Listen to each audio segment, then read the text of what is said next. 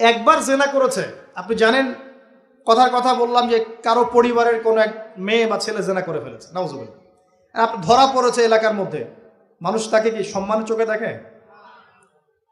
ভবিষ্যতে সে যত ভালোই হয়ে যাক না কেন, ওর ঘরে বিয়ে দেওয়ার সময় মানুষ হাজারবার চিন্তা করবে, তাই না? তাই না বিষয়টা?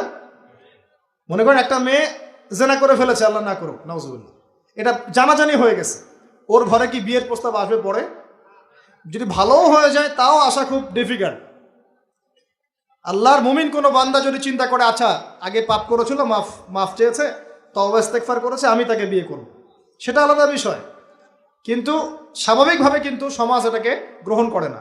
তো একটা জেনার ক্ষেত্রে আমরা এইভাবে মানুষকে দেখি, আর 1 দিরহাম সুদের বিনিময়ে আপনি 36 বার জেনা করছেন। যারা যে মার্শাল আর্ট প্র্যাকটিস করে ওরা জানে কিছু লক আছে, লক মানে যখন 1-on-1 ব্যাটেল হয় রিংয়ে, যারা বক্সিং খেলে, মার্শাল আর্ট জানে, রেসলিং খেলে, এরা কিছু লক করতে পারে। লক মানে কিছু মারবে না আপনাকে, জাস্ট লক করে রেখে দিয়ে নড়তে পারবেন না, বুঝছেন?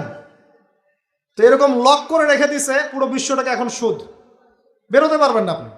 বের হতে পারবেন কোথায়? যদি মনে করেন আপনি খুব, এই যে গ্রামে বাস করছেন, এখানে সমাজের লেনদেন করেন না, নিজে চাষবাস করেন, নিজে খান, তখন আপনি হয়তো বেঁচে থাকতে পারবেন। মার্কেটে গেলেই সুদে পড়তে হবে আপনাকে। এটা কি পসিবল? একা একা থাকা সম্ভব? এখন তো পেপার মানির মধ্যেও সুদ আছে, ইলেকট্রনিক মানির মধ্যেও সুদ আছে, সামনে একটা আসবে অচিরেই ক্রিপ্টোকারেন্সি, বিটকয়েন, ওটার মধ্যেও সুদ থাকবে। আর সুদ ভিত্তিক ইকোনমিক সিস্টেম দিয়ে পুরো বিশ্বটাকে অক্টোপাসের মধ্যে একদম পেঁচে ধরা হয়েছে।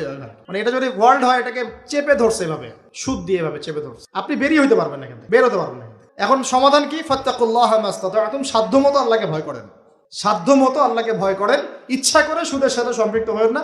যদি অনিচ্ছাকৃতভাবে সুদের অর্থ চলে আসে, যদি জানেন এটা সুদের, ছেড়ে দেন, এটা ছেড়ে দেন। ওইটা দিয়ে পাবলিক টয়লেট নির্মাণ করে দেন, তাও খায়েন না আল্লাহর ওয়াস্তে। আবু জাহেলের যুগে এরকম সুদ ছিল, এখনকার বিশ্বে রঞ্জে রঞ্জে।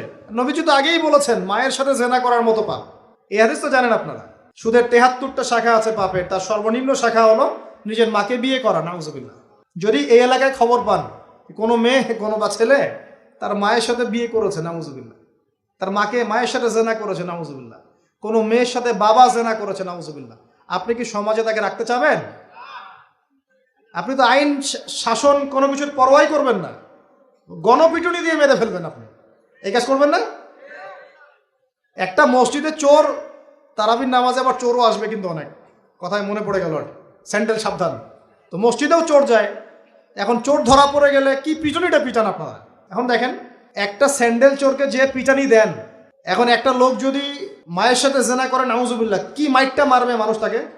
এখন সুদের মধ্য দিয়ে নবীজি বলছেন সবচেয়ে নিম্ন পাপ হলো নিজের মায়ের সাথে জেনা করা। বলি নাউজুবিল্লাহ।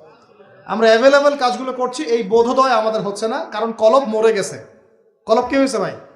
মরে গেছে। কলব জিন্দা করতে হবে।